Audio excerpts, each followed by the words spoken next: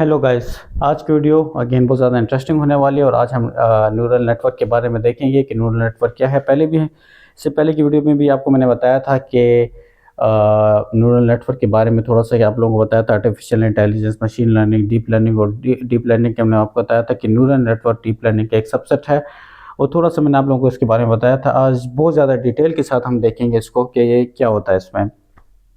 Guys बहुत ज़्यादा important topic है, इसको मिस मत करिएगा और उससे पहले चैनल को लाइक और सब्सक्राइब कर दें।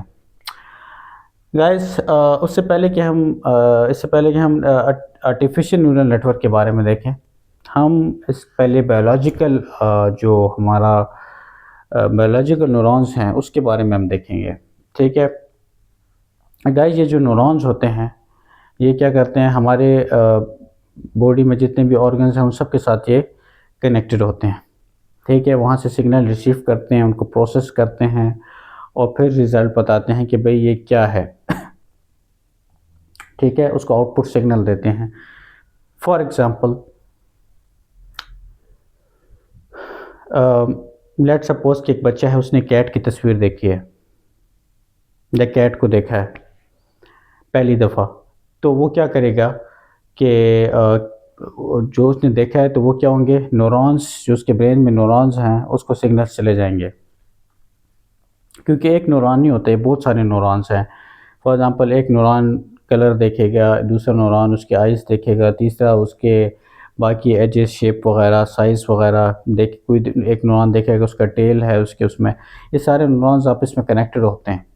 ये सारे कनेक्टेड होके आप फिर क्या होता है, एक फाइनल न्यूरॉन जो कि जिसको हम एक्सम भी बोलते हैं, जो कि आपके उसमें होता है, वो क्या करता है कि आउटपुट ट्रांसफ़र करता है कि भाई जो प्रेडिक्ट करता है कि भाई ये क्या चीज़ आप हम उसने देखी है बंदे ने, तो वो आउटपुट जो है वो ट्रांसफ़र कर देता है। ठीक है, और इस तरह आपके जो बायोलॉजिकल न्यूरॉन्स है इस तरह से काम करते हैं।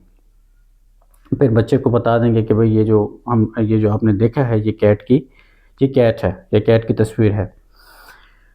इसी तरह आर्टिफिशियल न्यूरॉन्स भी गाइस इसी तरह काम करते हैं। आर्टिफिशियल न्यूरॉन्स क्या होते हैं? It is a mathematical model inspired by a biological neuron. It receives input, perform calculations and produces output. Receives input मतलब जैसे वहाँ पे भी अभी मैंने आपको बताया कि वो सिग्नल रिसीव करते हैं न्यूरॉन। ठीक है, उस बच्चे ने देखा कैट को, न्यूरॉन को सिग्नल दिए। इस तरह यहाँ पे अब हम कैसे देंगे सिग्नल मॉडल को? आर्टिफिशियल न्यूरॉन्स में हम उसको डाटा देंगे। ठीक है, हम उसको डाटा देंगे, जो भी कैट है, डॉग्स हैं, जितने भी जो भी इमेजेस हैं उन सब की हम उसको दे देंगे। परफॉर्म कैलकुलेशंस, उस पे वो कैलकुलेशन परफॉर्म करेगा, जैसे न्यूरॉन्स आपस में प्रोसेस करते हैं इंफॉर्मेशन को। यहाँ पे मैथमेटिकल वे से हम क्या करेंगे, इंफॉर्मेशन प्रोसेस होगी। ठीक है, कैलकुलेशन होगी यहाँ पे और फिर उसकी बेस पे आउटपुट प्रोड्यूस होगा। इसकी भी अगर एक और एग्जांपल अगर मैं दे दूँ आपको, गाइस फॉर एग्जांपल हम एक ऐसा सिस्टम बनाना चाहते हैं कि जो स्टूडेंट की परफॉर्मेंस के ऊपर देखे कि वो पास है या फेल है। फॉर एग्जांपल रिज़ल्ट एग्ज़ाम नहीं हो सकते कि मुल्क के हालात ख़राब हैं या कोई और वजह, पेट्रोल का मसला है या जो भी। तो तो अब हमने एक ऐसा मॉडल बनाना है कि डीप लर्निंग मॉडल कि जो कि बता दे कि स्टूडेंट पास है फेल है बेस्ड ऑन फॉलोइंग फैक्टर्स, जैसे कि अटेंडेंस हो गई, क्विज़ के मार्क्स उसके हो गए, क्लास में परफॉर्मेंस हो गई, असाइनमेंट के मार्क्स हो गए, ये 4-5 चीज़ें हो गई।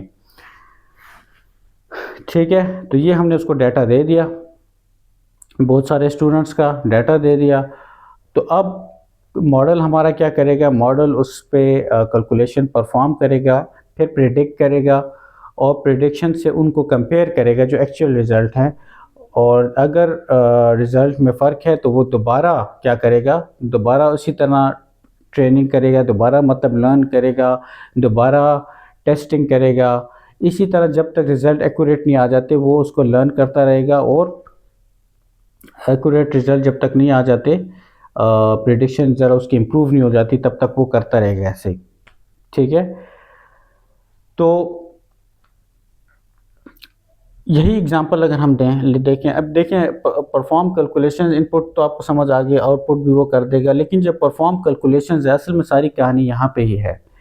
तो परफॉर्म कैलकुलेशंस पे क्या है, कैलकुलेशंस कैसे परफॉर्म करेगा, ये उसका एक फार्मूला है, y is equal to w1 x1 plus y2 x2 dash dash dash wn xn plus b। ठीक है, b को मैं लास्ट में समझाता हूँ। इस तरह डायग्राम से भी देख लें क्या हो रहा है, ये x1 और w1 x2 w2 और इस तरह x3 w3 ये सारे क्या हो रहे हैं, बल्कि इसकी जगह आप n लिख दें, मैंने गलत लिखा। अच्छा, तो ये क्या हो रहा है, एक फंक्शन को जा रहे हैं और फंक्शन से क्या हो रहा है, हमें आउटपुट मिल रहा है, y आउटपुट है। यहाँ पे ये जो x है बेसिकली ये इनपुट है, y जो है बेसिकली वो आउटपुट है, और w क्या है, वेट है। ये बहुत आसान सी इक्वेशन मैंने लिखी है, बहुत सिंपल सी। ठीक है, x1 क्या है, इनपुट, y आउटपुट। इनपुट क्या है, यही जो मैंने आपको बताया, जैसे कि एग्जांपल दी है, स्टूडेंट के जो असेसमेंट मार्क्स हैं, यानी असाइनमेंट मार्क्स हो गए, क्विज हो गए, क्लास की परफॉर्मेंस हो गई, अटेंडेंस हो गई, सारी चीज़ें ये मल्टीप्लाई होंगी वेट के साथ उसके। ठीक है, अब वेट क्या चीज़ है, पहले बस सिर्फ वेट समझ लें। वेट क्या है कि जो फैक्टर्स ज़्यादा इम्पॉर्टेंट है, ठीक है, उसका एक वेट कैलकुलेट होता है। फॉर एग्ज़ाम्पल उसका वेट ज़्यादा होगा। फॉर एग्ज़ाम्पल क्विज़ के मार्क्स 20 हैं, असाइनमेंट के 15 हैं, अटेंडेंस के 10 मार्क्स हैं और क्लास परफॉर्मेंस के 5 मार्क्स हैं। ठीक है, तो जो क्विज़ के सबसे ज़्यादा मार्क्स हैं, मीन्स इस पे ही ज़्यादा डिपेंड करता है कि स्टूडेंट पास होगा या फेल होगा। ठीक है, अब ज़ाहिर है कम मार्क्स आए तो वो स्टूडेंट फेल होगा, ज़्यादा आए तो पास होगा। तो ये जो क्विज़ है, क्विज़ का जो वेट है सबसे ज़्यादा है, क्योंकि ये सबसे इम्पोर्टेंट फैक्टर है। ठीक है, इसकी इम्पोर्टेंस जो है सबसे ज़्यादा है, तो उसका उतना ही वेट होगा, मतलब उसकी उतनी ही वैल्यू होगी, ज़्यादा होगी।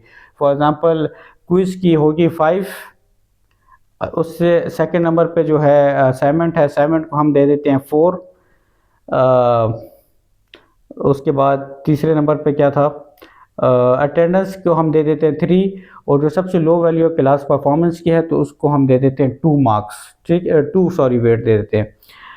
तो ये क्या हो रहा है, बेसिकली वेट और वो जो इनपुट हैं ये आपस में मल्टीप्लाई हो रहे हैं और ऐड हो रहे हैं एक दूसरे के साथ। ठीक है, फॉर एग्ज़ाम्पल x1 क्या है, आप सपोज कर लें क्विज़ है, क्विज़ और क्विज़ का वेट आपस में मल्टीप्लाई होंगे, इसकी एक वैल्यू होगी ना, एक वेटेज होगी। ये वेटेज होगी जो सिस्टम जो है वो देखेगा, फाइंड करेगा, उसके साथ मल्टीप्लाई होगा, और फिर क्या हो रहा है, ऐड हो रहा है किसके साथ, w2 x2 के साथ। अब w2 क्या है, w2 फॉर एग्ज़ाम्पल आप ले लें असाइनमेंट के मार्क्स हैं, इस तरह w3 आप ले लें अटेंडेंस के मार्क्स है, w3 और अटेंडेंस और अटेंडेंस का वेट w3 और x3। ठीक है, x3 क्या है, इनपुट, यानी उसके मार्क्स कितने हैं अटेंडेंस के, और w3 उसका वेट है, x3 खुद वो इनपुट है अटेंडेंस और w3 उसका वेट। तो ये सारे आपस में मल्टीप्लाई होते हैं, और लास्ट में जो मैंने लिखा हुआ है प्लस बी, ये इतना इंपॉर्टेंट नहीं है, इसका मतलब ब्यास। ये कुछ क्वेश्चंस में आपको मिलेगा, कुछ में आपको नहीं मिलेगा, कहीं जो कुछ लोग लिखते हैं सो कुछ लोग नहीं लिखते। इसका मतलब ये है कि एक एक्स्ट्रा एक वैल्यू ऐड कर लेता है ताकि प्रेडिक्शन को अपनी थोड़ा सा फ्लेक्सिबल कर सके, इम्प्रूव कर सके। ये सारी गाइस जो है ना x1 w1 x2 w2 ये जितने भी न्यूरॉन्स इसको हम बोलेंगे, ठीक है, ये सारे आपस में मल्टीप्लाई और ऐड होते हैं, और फिर क्या होता है, फंक्शंस को जाते हैं। फंक्शन कोई भी हो सकता है, जो कि हम बाद में अपने आने वाली उसमें वीडियोस में देखेंगे। फंक्शन को फ़िलहाल छोड़ दें, फंक्शन कोई भी हो सकता है। लीनियर फंक्शन ले लें, सिग्मॉइड एक फंक्शन है जिसमें जस्ट हम देखते हैं कि वैल्यू ट्रू है मतलब या फॉल्स है, या 0 या 1, लाइक इस तरह से। फिर उस बेस पे आउटपुट कैलकुलेट होता है। जब आउटपुट कैलकुलेट होता है, जिस तरह आउटपुट जब आ जाएगा तो उससे क्या होगा, उससे ये उसको एक्चुअल वैल्यू के साथ कंपेयर करेगा और देखेगा कि रिज़ल्ट कितना एक्यूरेट आया मेरा, मतलब स्टूडेंट पास है या फेल है वो देखेगा। और उस बेस पर ये बार बार लर्न करता रहेगा। लर्न और टेस्टिंग ये जो है ना, ये होती रहेगी इसकी, ठीक है। जब तक रिज़ल्ट इसके बेहतर नहीं आएगी, ये इसको सीखता जाएगा, इस डाटा से सीखता जाएगा और इसको अपनी परफॉर्मेंस को ये बेहतर करता रहेगा मॉडल, ठीक है। गाइस, आई होप कि आप लोगों को कुछ ना कुछ बेसिक इसकी समझ आ गई होगी, ठीक है। मिलते हैं अपनी नेक्स्ट वीडियो में। अल्लाह हाफिज़, टेक केयर।